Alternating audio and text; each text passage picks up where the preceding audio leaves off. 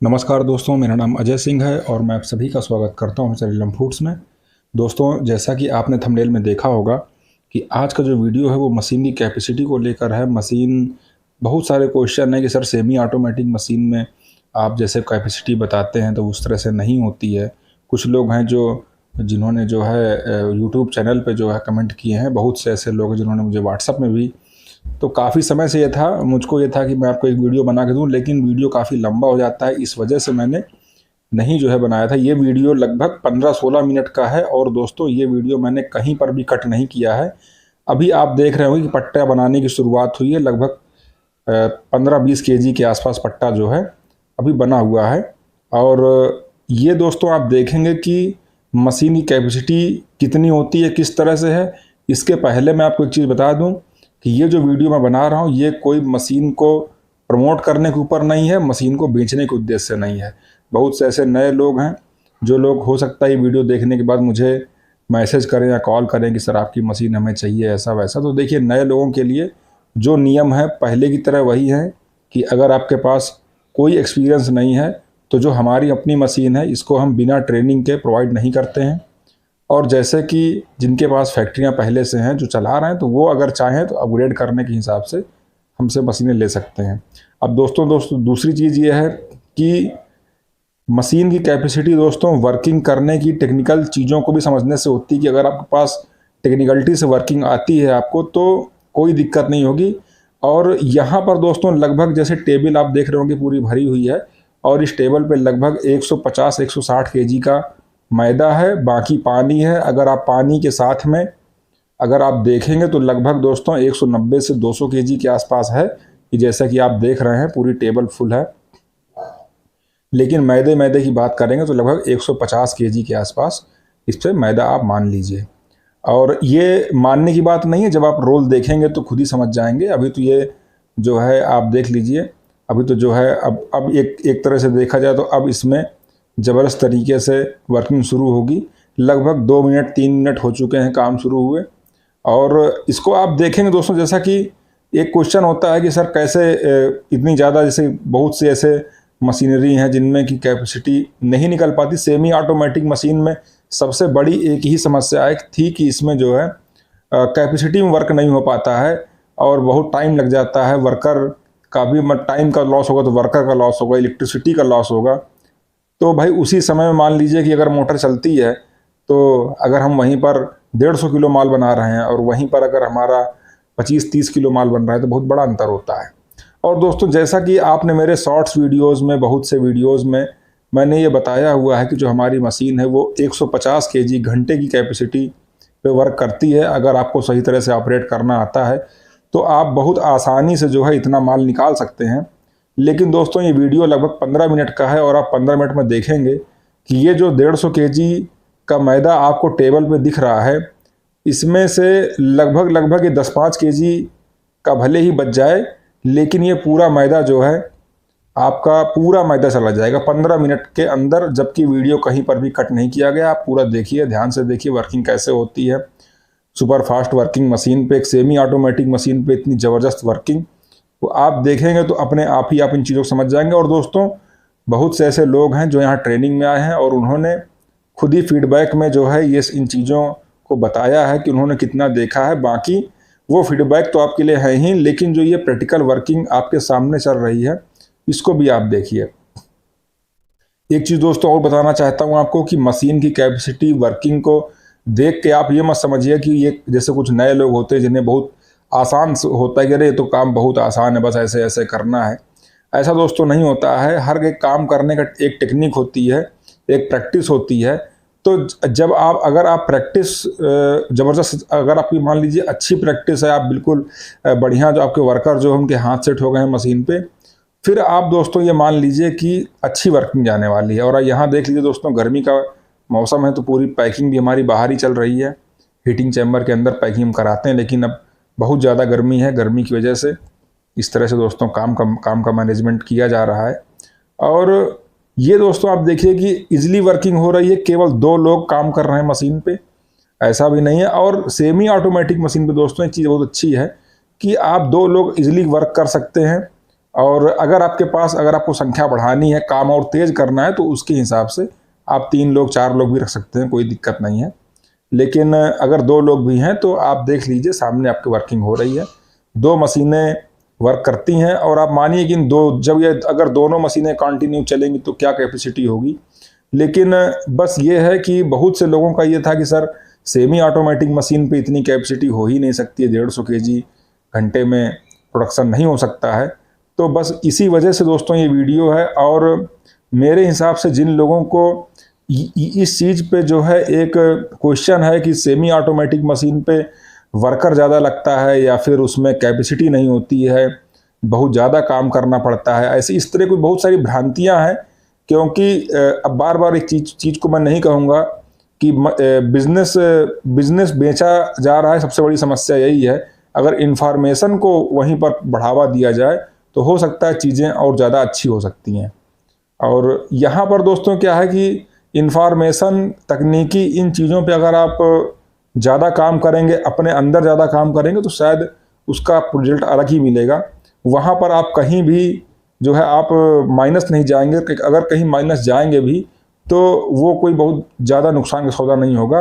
वो एक सीखने के उद्देश्य से आप भले ही प्लस माइनस हो सकता है, लेकिन सिस्टम अच्छा बनेगा आपका।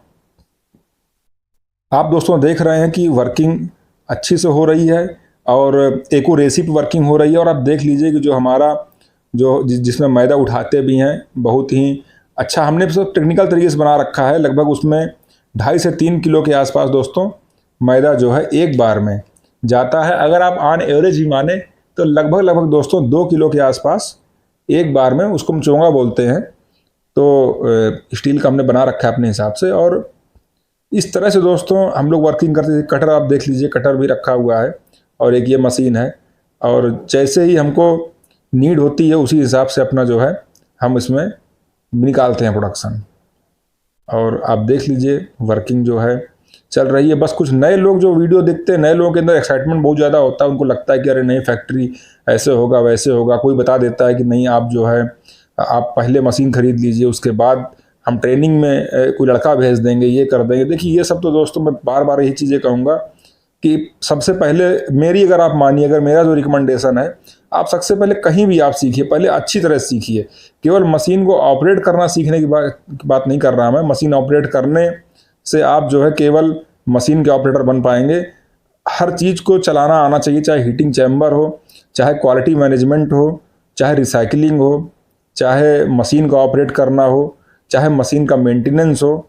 इतना आपको वर्किंग आनी चाहिए कि आपका काम कहीं रुके ना। और जो हम लोग ट्रेनिंग देते हैं, तो यहाँ पर जो लोग ट्रेनिंग में आते हैं और जो मेहनत से सीखते हैं, उनके लिए तो मैं क्या बताऊं कि बहुत अच्छा रिस्पांस उनका रहता है और अपनी वर्किंग भी अच्छी तरह से कर लेते हैं। बहुत लोग ऐसे हैं जो ट्रेनिंग में उन्हें दोबारा आने की भी ज़रूरत पड़ जाती है। लेकिन जैसा कि आप सभी लोग जानते हैं कि हमारे यहाँ जो ट्रेनिंग का चार्जेस है वो एक बार ही लिया जाता है। चार्जेस मैं आपको शो कर देता हूँ कि ट्रेनिंग की जो हमारी फ़ीस है वो 15,000 रुपये की है, जो एक बार ही ली जाती है। 5 से 6 दिन के लिए आपको यहाँ आना होता है ट्रेनिंग में और पूरी हर चीज़ को हम सिखाते हैं। अगर समय ज़्यादा भी लगता है तो भी उसका कोई एडिशनल चार्ज नहीं है। और आप चाहें तो अपने साथ में भी 1-2 लोगों को लेके आ सकते हैं। और इस तरह से ट्रेनिंग दोस्तों होती है, इसमें सारी चीज़ें सिखाई जाती हैं। और अगर दोबारा भी आपको आने की आवश्यकता कोई पड़ती है, क्योंकि पड़ती है, हमारे यहाँ ट्रेनिंग में लोग आते हैं तो अगर जब उनकी मशीनें सेट होती हैं, अपना सेटअप करते हैं। और मैं हमेशा रिकमेंड करता हूँ कि मशीनरी खरीदना सबसे लास्ट प्रक्रिया है। मशीनरी कभी प्राथमिकता पे मत लाइए। मशीनरी खरीदना बहुत आसान होता है, पैसा फेंकिए मशीन आ जाती है।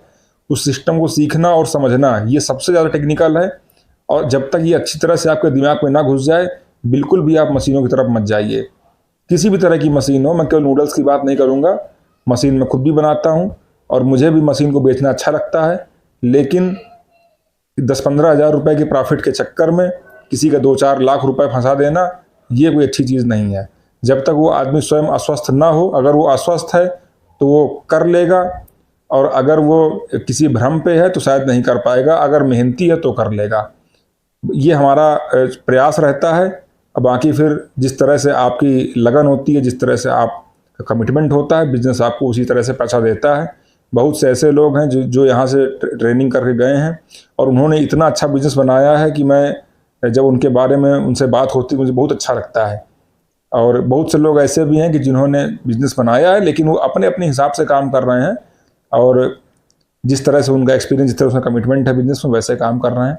और दोस्तों आप देख लीजिए कि ट्रे हमारी जो टेबल है वो खाली हो चुकी है। आप देख लीजिए दोस्तों, काम चल रहा है।